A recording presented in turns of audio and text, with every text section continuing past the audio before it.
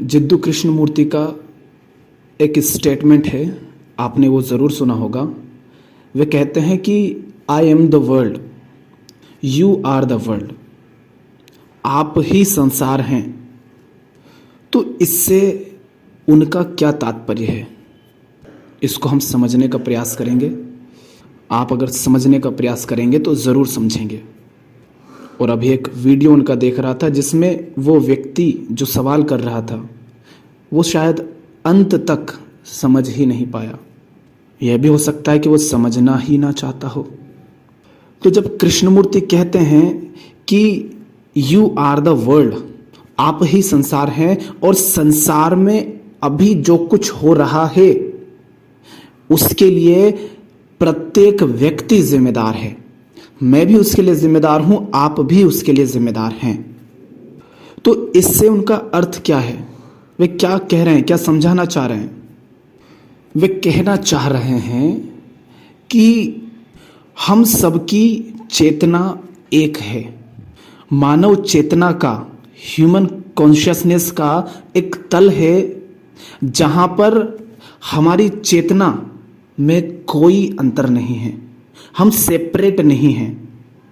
वे कहना चाह रहे हैं कि यदि हमारी चेतना एक है तो आपकी चेतना कैसी है, वैसा ही आप उस चेतना को प्रभावित करेंगे।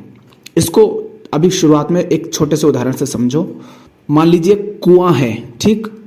उस कुएं में मान लेते हैं 100 लोग मिलकर अपने अपने पाइप डालते हैं, पतले पतले। कुएं को ढक्कन से ढक दिया जाता है, उस ढक्कन में छेद हैं 100, उनमें वो पाइप पिरो दिया जाता है। अब ये 100 लोग अलग अलग रंग का पानी इन पाइप के माध्यम से कुएं में डाल रहे हैं। कुआं जब फुल भर जाता है और उसका ढक्कन उठाकर जब कुएं के जल को देखा जाता है तो वो जल जैसा भी है उसमें प्रत्येक व्यक्ति का योगदान है। हो सकता है 100 में से 10 लोगों ने बिल्कुल भी जल ना डाला हो, तो उनके बिल्कुल भी जल ना डालने का भी उसमें प्रभाव है, और जिन्होंने डाला है उनका भी प्रभाव है। किसी ने कम डाला है, किसी ने ज्यादा डाला है, उसका भी प्रभाव है। तो अंततः जल की जो स्थिति है उसके लिए प्रत्येक व्यक्ति जिम्मेदार है। इसी बात को कृष्णमूर्ति कह रहे हैं कि जहां कहीं भी जो कुछ भी हो रहा है चेतना के तल पर, उसके लिए प्रत्येक व्यक्ति रिस्पॉन्सिबल है, जिम्मेदार है। जो कोई भी कृष्णमूर्ति को उन्हीं के शब्दों में सुनना चाहते हैं वे डायरेक्ट उन्हें ही सुन सकते हैं। क्योंकि कुछ लोग होते हैं जो कहते हैं कि आप अपनी बात उसमें ना जोड़ें, तो उनके शब्दों को दोहराने से कोई लाभ नहीं। अगर उनके ही शब्द पढ़ने हैं, सुनने हैं, तो आप डायरेक्ट उनको पढ़िए सुन सकते हैं। उनकी हिंदी और अंग्रेजी दोनों लैंग्वेज में पुस्तकें उपलब्ध हैं। तो अब हम आगे बढ़ते हैं। सबसे पहले हम देखते हैं कि किस प्रकार हम स्वयं को सामने वाले व्यक्ति से भिन्न समझते हैं, ठीक। फिर हम समझेंगे कि किस प्रकार सामने वाला व्यक्ति और मैं दोनों अलग नहीं हैं। How we are different from each other. किसी का कलर हो सकता है आपसे अलग हो, इस आधार पर आप कह सकते हैं कि वो और मैं अलग हूं। आप अमेरिकी, हिंदुस्तानी और अफ्रीकी तीनों को देखेंगे तो उनके कलर आपको अलग दिखेंगे। किसी की हाइट अलग है, किसी का वेट, वजन अलग है, किसी की भाषा अलग है, ठीक। कोई अलग धर्म को मानता है, उसका जो कल्चर है, संस्कृति, हो सकता है वो अलग हो, आपकी अलग हो। यही सब तो आधार होते हैं ना, जिस आधार पर हम कहते हैं कि वो और मैं अलग हूं।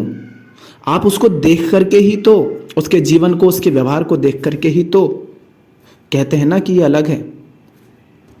आर्थिक रूप से वो आपसे अलग हो सकता है कि वो अमीर है, आप गरीब हैं, या आप अमीर हैं, वो गरीब हैं। वो किसी दूसरे देश का हो सकता है, आप दूसरे देश के हो सकते हैं। हालांकि ये सब हमने बनाए हैं, देश तो, सीमाएं तो। हो सकता उसके देश की राजनीतिक व्यवस्था अलग है, यहाँ की अलग है।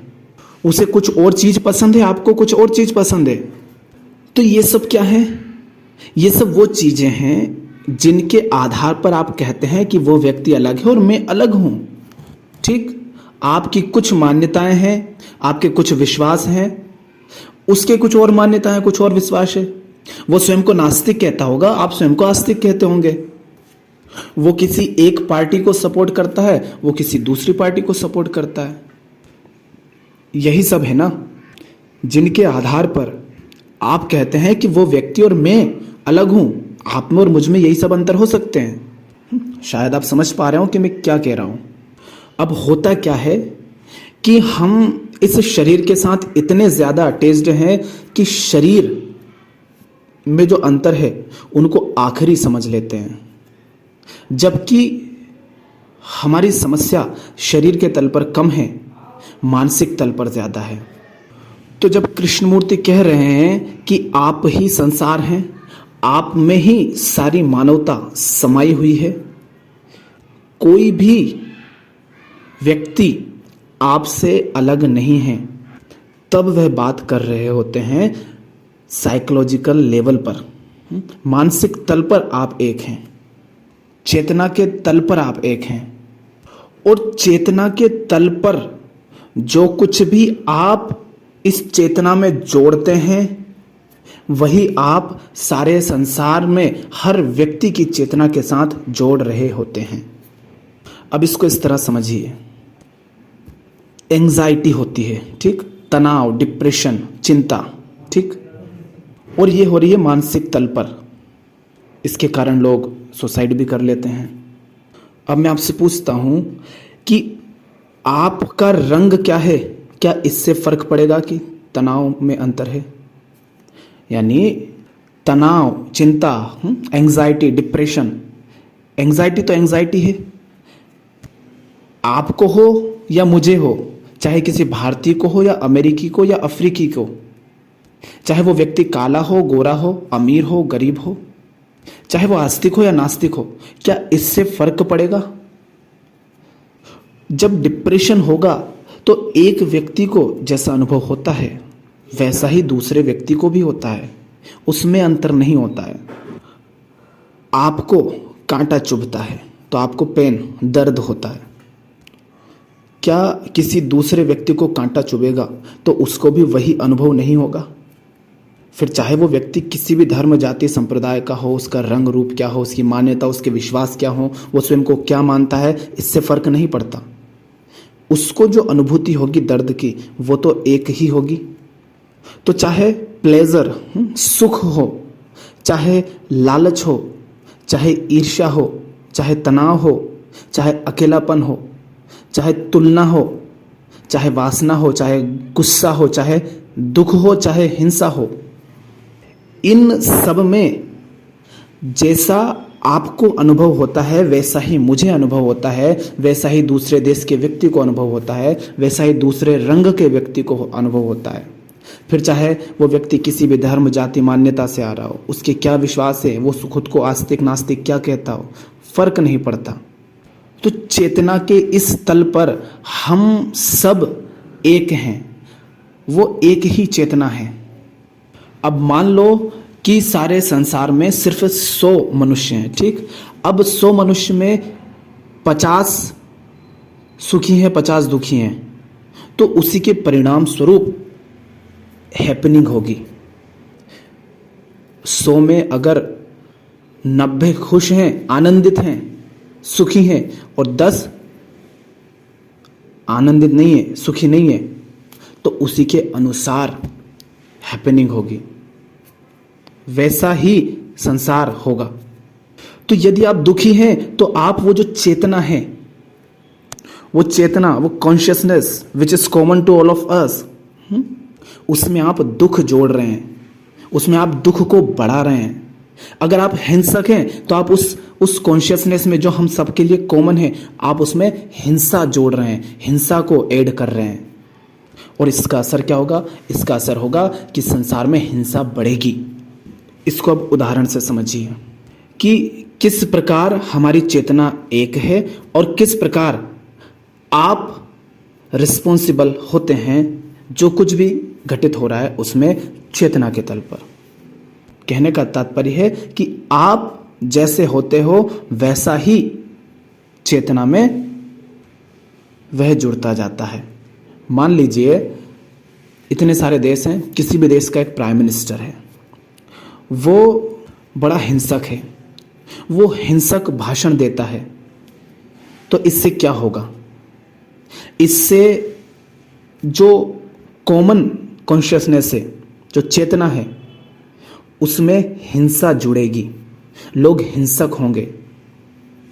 अगर आप देखते हैं कि लोग मानसिक तल पर बहुत अधिक हिंसक हो रहे हैं, तो इसका कारण है कि लोग हिंसा को बहुत बढ़ावा दे रहे हैं, लोग हिंसा को जोड़ रहे हैं चेतना में।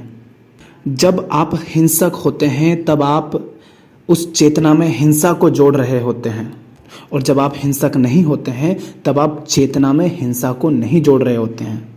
देखो किस तरह आपकी चेतना की स्थिति सबकी चेतना को प्रभावित करती है। मान लीजिए दो सेनाएं युद्ध करने जा रही हैं, ठीक? दोनों सेनाओं को कोई एक व्यक्ति लीड कर रहा होगा।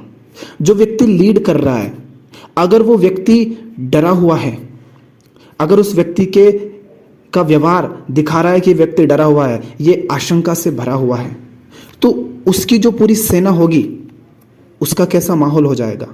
उसका माहौल डर से भरा हुआ हो जाएगा, क्योंकि इस व्यक्ति की चेतना ने जो कॉमन कॉन्शियसनेस है उसमें डर को जोड़ दिया है। अब चूंकि ये व्यक्ति लीडर है, तो इसकी चेतना उतना ही अधिक और उतनी ही तेजी से असर करेगी। इसको ऐसा मान सकते हैं कि वो कुएं में इसका पाइप बड़ा मोटा है, तो इसका असर वो जो हैपनिंग हो रही है अब उस पर बहुत ज़्यादा दिखेगा। और किसी तरह ये बात मीडिया तक पहुंच जाती है, और मीडिया से फिर हर देश के हर व्यक्ति तक पहुंच जाती है, तो पूरे देश में कैसा माहौल हो जाएगा? भय का माहौल हो जाएगा। तो पूरे देश में जो हैपनिंग अभी हो रही है उसका कारण क्या है? कि आपने चेतना में भय को जोड़ा। और जो दूसरी सेना है, हालांकि वो सेना छोटी है, वो देश भी छोटा है, पर उसका जो लीडर है वो स्पष्ट है, जोश से भरा हुआ है, पूरी तैयारी के साथ है, किसी तरह की आशंका उसे नहीं है, वो तैयार है लड़ने के लिए। तो उस सेना की चेतना की स्थिति क्या होगी? वो सेना जोश से भर जाएगी, और छोटी होते हुए भी ये सेना जीत जाएगी। हो सकता है नहीं भी जीते, किंतु वो जो चेतना में डर जुड़ता था वो डर नहीं जुड़ा। और यही बात अगर देश तक जाएगी तो देश के लोग क्या भय में जी रहे होंगे? नहीं, वो भी उसी जोश से भरे हुए होंगे जिससे सेना भरी हुई है। कहने का तात्पर्य है कि आप चेतना में क्या जोड़ रहे हैं? अपने व्यक्तिगत जीवन को, जो आप कहते हैं कि ये मेरा व्यक्तिगत जीवन है, वो आपका व्यक्तिगत जीवन नहीं है। आपके बच्चे को आप क्या सिखा रहे हैं? वो बच्चे तक सीमित नहीं रहना है, वो बच्चा फिर उसी के अनुसार जीवन जिएगा। ये ऐसी ही बात है कि आप अपने घर में एक जनरेटर चलाएं और आप कहें मेरे घर में चला रहा हूं, आपको क्यों फर्क पड़ता है? फर्क पड़ता है। आप जो जनरेटर चला रहे हैं उसकी आवाज़ मुझ तक पहुंच रही है, उसके कारण मेरी चेतना पर असर पड़ रहा है, और चेतना पर जो असर पड़ रहा है उसका असर मेरे काम पर पड़ रहा है। तो आपके बेटे की जैसी चेतना है, उसने उसके अनुसार कुछ किया, और जो किया उसका असर मुझ पर पड़ा, और मुझ पर जो असर पड़ा उसके कारण मेरे काम पर असर पड़ा, मेरे काम से आगे वो बढ़ता गया। जैसे समुद्र के एक कोने पर एक बड़ी सी लहर आती है, उसके परिणाम स्वरूप समुद्र के दूसरे कोने पर लहर का असर दिखता है, और लहर अगर उस कोने पर छोटी होती तो उसी के अनुसार यहां पर असर दिखता। माने दुनिया के किसी भी कोने में चेतना के तल पर क्या हो रहा है उसका असर हर जगह होता है, क्योंकि जो कॉमन कॉन्शियसनेस है वो एक है। इसको ऐसे ही देखो ना, अगर कोई व्यक्ति बड़े आनंद में रहता है तो उसे देखकर क्या आप भी बड़े प्रसन्न नहीं हो जाते हैं? आपके पास कोई व्यक्ति रोता रोता हमेशा आता रहता है, दुखी, तो क्या आपकी चेतना भी दुखी नहीं होने लगती है उसको सुन सुन करके? आपके घर में बहुत हिंसा होती है, जानवरों को मारा जाता है हिंसा करके खाने के लिए। एक जीव को आप मार रहे हो, माने हिंसा कर रहे हो उस पर, सिर्फ इसलिए क्योंकि आपको स्वाद की लत लगी हुई है। इससे क्या होगा? आपके घर परिवार में जो है उन सब की चेतना हिंसक हो जाएगी। उन सब की चेतना हिंसक हो जाएगी तो वो सोसाइटी में वैसे ही काम करेंगे, और जैसा सोसाइटी में वो काम करेंगे उसका असर अन्य लोगों पर पड़ेगा। और वो बात फिर एक जगह सीमित नहीं रहती, वो फैलती है। अब कल्पना करो, किसी देश में हिंसक लोगों की ही मात्रा अधिक है, तो क्या वहां के लोग अहिंसक होंगे? नहीं, वहां हर कोई फिर आपको हिंसक दिखेगा। इसीलिए आपने देखा है कि जहां पर अंधविश्वास होता है वहां पर आसपास हर कोई व्यक्ति अंधविश्वासी होता है। इसी के स्थान पर यदि आप प्रेमपूर्ण होते हैं, यदि आप शांत होते हैं, आनंदित होते हैं, यदि आप होशमंद होते हैं, तो आप जो कॉमन कॉन्शियसनेस है उसमें आनंद को जोड़ रहे होते हैं, प्रेम को जोड़ रहे होते हैं, सद्व्यवहार को जोड़ रहे होते हैं। आप अगर हिंसक हैं तो आपसे जो भी बटेगा वो हिंसा ही होगी ना। आपके पास चूंकि उसके अतिरिक्त और कुछ है ही नहीं, क्योंकि आप अगर हिंसक है तो आपके पास प्रेम हो ही नहीं सकता। प्रेम गली अति साकरी थामे दोनों समाए, दोनों हो नहीं सकते। हिंसा और प्रेम दोनों एक साथ नहीं हो सकते, या तो हिंसक हो या प्रेम पूर्ण हो। और यदि आपके पास सिर्फ प्रेम है तो आपसे प्रेम ही बटेगा, चाहे किसी भी रूप में बटे। फूल के पास यदि खुशबू है तो वहां से खुशबू ही बटती है, और वही आसपास के वातावरण में जुड़ती है, और आसपास के वातावरण में जुड़ती है तो वो और फैलती है। किसी बच्चे ने गलती की और आपने थप्पड़ जड़ दिया, फिर की, फिर जड़ दिया, किसी दूसरे ने की, उसमें जड़ दिया, तो जो आसपास के बच्चे थे उनकी चेतना में क्या जुड़ा कि इसने गलती की, इसमें थप्पड़ जड़ दो। उसकी चेतना में जुड़ा थप्पड़ मारना होता है, माने हिंसा करनी होती है। आपने हिंसा जोड़ी चेतना में। थप्पड़ मारने के स्थान पर अगर उस बच्चे को आप उसकी गलती समझाते, किस तरह वो दोबारा वो गलती ना हो वो समझाते, पूरा उस पर बात करते कि क्या गलती हुई, क्यों हुई, कैसे हुई, जानबूझकर की या गलती से गलती हो गई, तो उसकी चेतना में फिर वैसी ही बातें जुड़ती, उसकी चेतना वैसे ही निर्मित होती।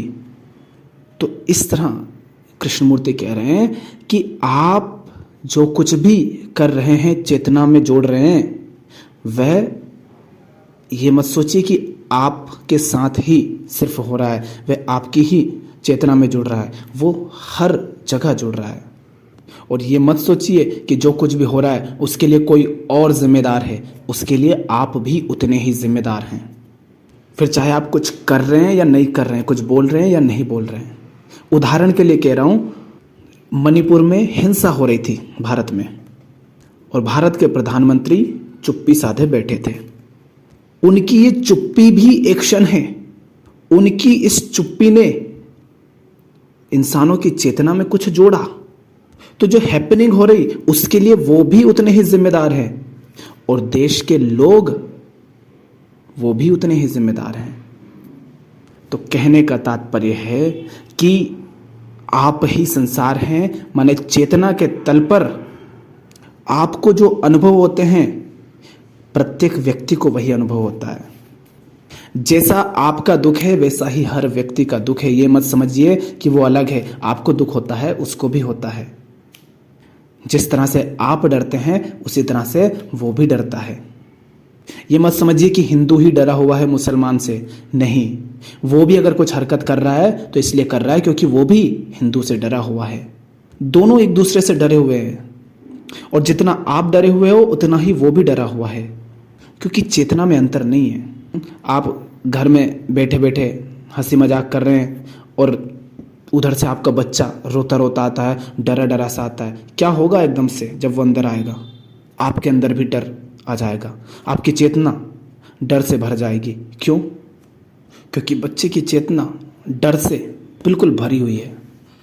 और वही बच्चा अगर हंसता मुस्कुराता आनंदित होकर आता तो आप भी पूछते ऐसा क्या हुआ, उसको देखकर आप मुस्कुराते, तो वो आनंद फैलता।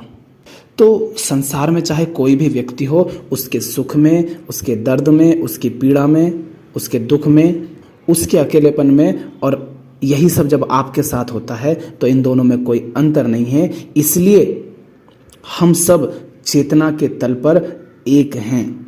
फिर इससे फर्क नहीं पड़ता कि हमारा रंग क्या है, जाति क्या है, मान्यता क्या है, विश्वास क्या है, हमारी हाइट क्या है, कुछ भी मायने नहीं रखता। फिर इसीलिए आपने एक लाइन बहुत सुनी होगी कि दूसरे के साथ कभी भी वैसा व्यवहार मत करो जैसा आप नहीं चाहते कि आपके साथ हो।